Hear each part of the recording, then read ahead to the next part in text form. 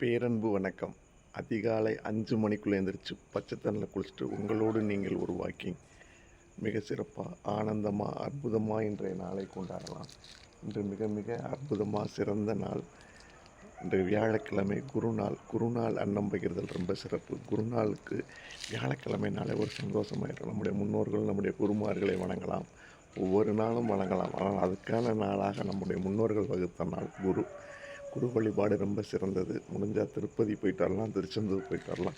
திருப்பதியில் இன்றைக்கி நேத்திர தரிசனம் அப்படின்வாங்க. இன்றைக்கி வந்து பார்த்தா பெருமாள் நம்மளை பார்ப்பார். மற்ற நாள் பெருமாளை நம்ம பார்க்க போகலாம். வியாழக்கிழமை போனால் பெருமாள் நம்மளை கண் திறந்து பார்ப்பார் அப்படிங்கிறாங்க. அப்படி ஒரு அரிய தரிசனம் போன வாரத்துக்கு முந்தின வாரம் நமக்கு கிடச்சிது. ரொம்ப சிறப்பாக இருந்தது.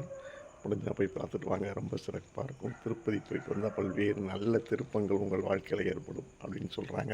போய் தான் பாருங்களேன், சிறப்பாக இருக்கும். திருச்செந்தூர் முருகன் கோயில் ரொம்ப சிறப்பாக இருக்கும். குருஸ்தலங்கள் எங்கெல்லாம் இருக்கோ அங்கெல்லாம் போகலாம். 21 டே சேலஞ்ச். 21 நாள் ஒரு விஷயத்தை தொடர்ந்து பண்ணிட்டோம்னா அந்த விஷயம் நம்மளை தொற்றிக்கொள்ளும். இப்போ அதிகாலை மணி 3:20 உங்களோட நான் பேசிக்கிட்டு இருக்கேன். ரொம்ப சிறப்பாக இருக்கும்.